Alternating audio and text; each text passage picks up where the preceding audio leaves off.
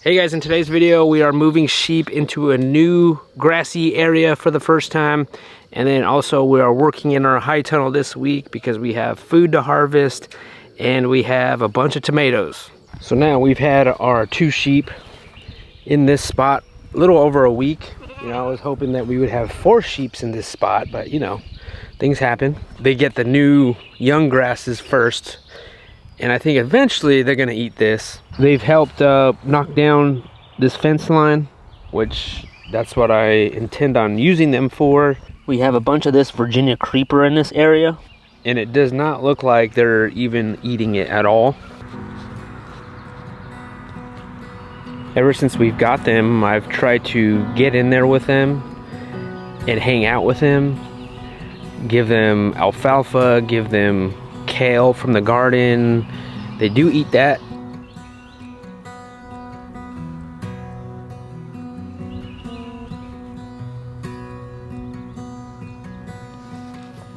And to try to get them used to me so they're not so skittish and want to run away from me. But it's hard. I feel like they are still kind of pretty skittish of me. These 2 have been doing really good in the netting. I mean, no issues. It's all right. And today we're gonna move them for the first time. They need to get used to us moving them because that's what we're going to do. You know, being that there's only 2 though, you know, we're not gonna move them as much as I was hoping. And we just gotta be patient with them because they're not cows. Cows eat a ton. These guys, they eat, but it's not a whole lot like that. They have been using this shelter, which at first they didn't want to use it, and then they warmed up to it and started using this. I've already set up their netting where we're going to move them to. I noticed there's some milkweed, which from what I've read that it can be poisonous to pretty much all the animals. Pigs never got sick. I think they have to consume a lot of it to get sick, so hopefully they don't do that. Now I'm basically just gonna open the door for them,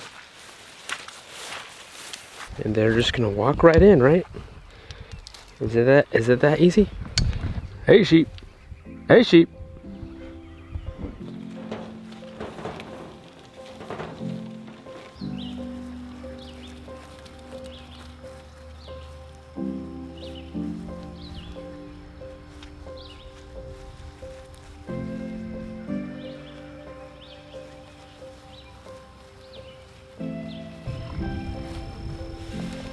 I find myself trying not to make sudden movements around them.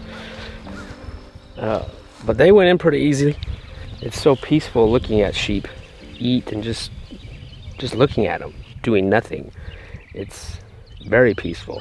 We're gonna run a single wire from the perimeter fence out here to energize this. I really like hooking into the perimeter fence because I feel like it's just more reliable.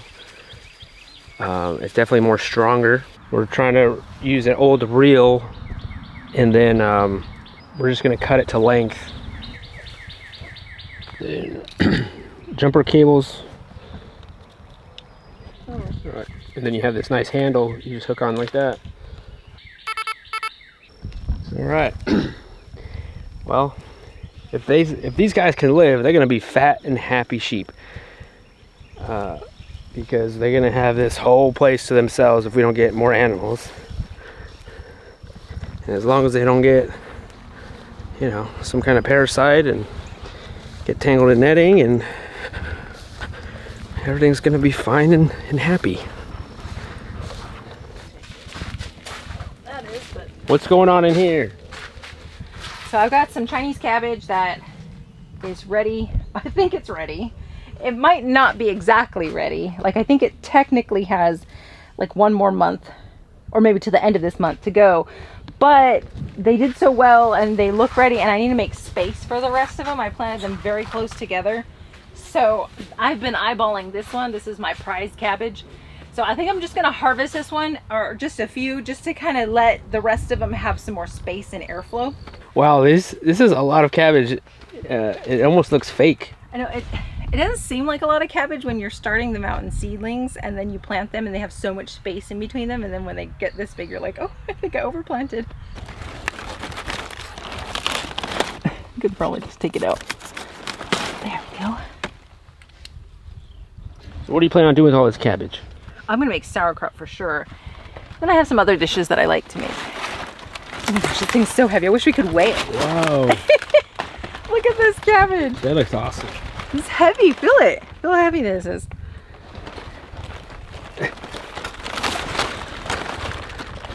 Baby cabbage. Your baby cabbage patch baby. All right. It weighs just as much as a coonie. So all of these bottom leaves I'm gonna pick off and give to the coonies. They'll love it. But before I do that, I want to take a picture. Here, piggy, piggy, piggy. It's cabbage. You like cabbage. Cabbage. Cabbage party.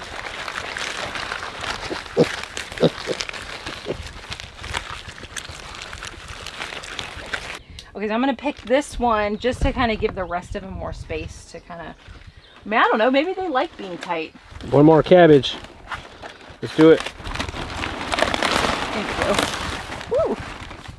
Look at that. All right, and today we are staking up or propping up tomatoes because the tomatoes are growing really good. I mean, they're starting to be a bush.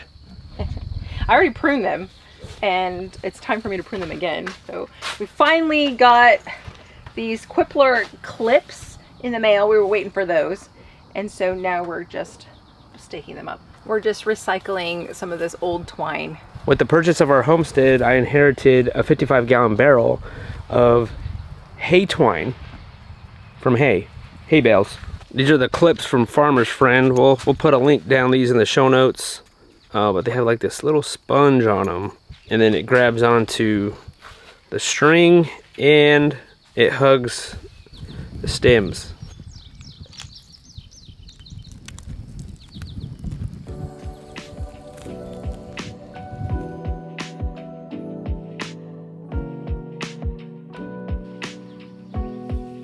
Some of the strings are too short, so we're just adding to it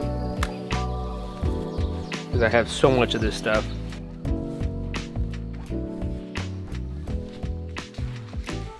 Now, because we went this way with the rows instead of the typical just long ways, it's a little bit, I don't know, a little bit challenging, I guess, because these bars aren't directly over the rows.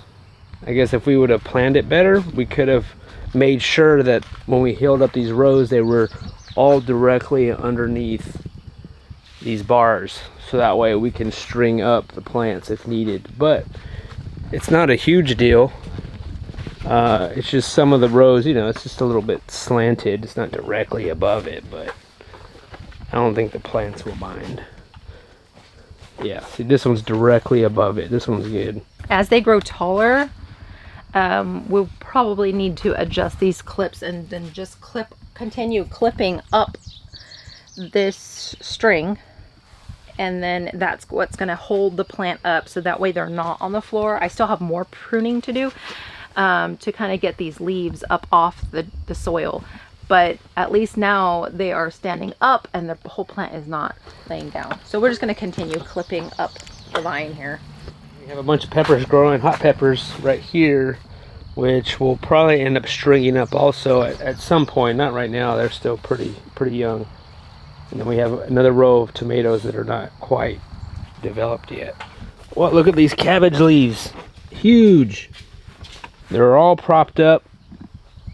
All the strings. Now we're pruning the tomatoes. We're just going to take off the leaves that are touching the soil.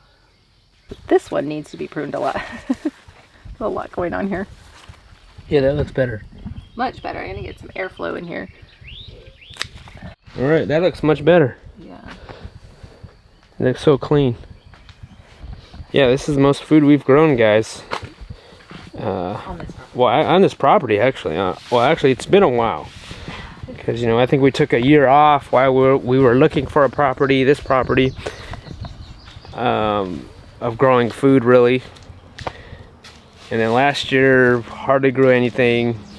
This year, boom, like everything's been really beneficial. I don't know if it's the soil we brought in or just over the last couple of years, just building the soil, using the animals for that, and just constantly working it.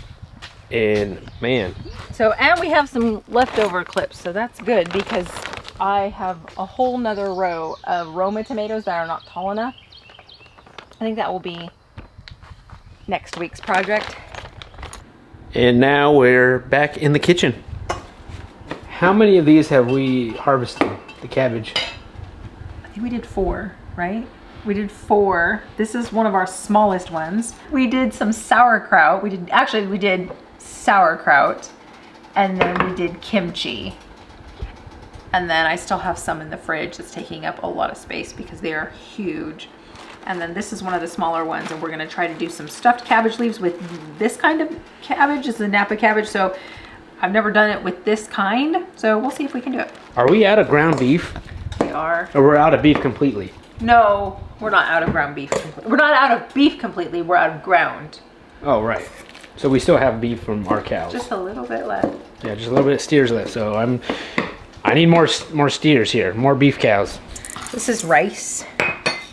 It's gonna go for the filling for the cabbage. So beef is gonna be rolled up in the cabbage leaves.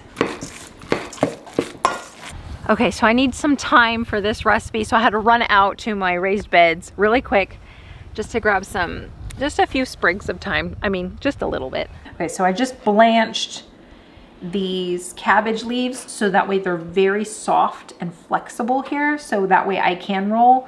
They're gonna be very tiny because this is like a Napa cabbage and it already is not really tiny. But normally if you had like a round cabbage leaf, you could kind of roll it like a little burrito. So if you had like a round one, you could fold the sides in, but I don't have a round one. So it's just gonna have to be like this. Hopefully everything will stay inside. And I'm just gonna put it to a plate, and then once we fill up our plate, I'll put it in the pot. We're still rolling out some more, and I'm gonna put these over in the pot. You can see here I've got a pot of some of this tomato sauce. It has onions and red wine vinegar and some of our garlic scapes. So now I just covered that with tomato sauce, some of this tomato sauce, and then it's gonna go into the oven. All right, this is done. Hour later? Yes, it is very hot. We added cheese to that. Ooh boy. I have some potatoes because potatoes go well with cabbage and beef, so we have some potato fries. And then what's great is you can dip the potatoes into this tomato sauce. Cheese. Hey sheep. Hey sheep. So I've been giving them treats at night. Well, trying to give them treats so that way they could warm up to me. No sudden movements. Hey sheep.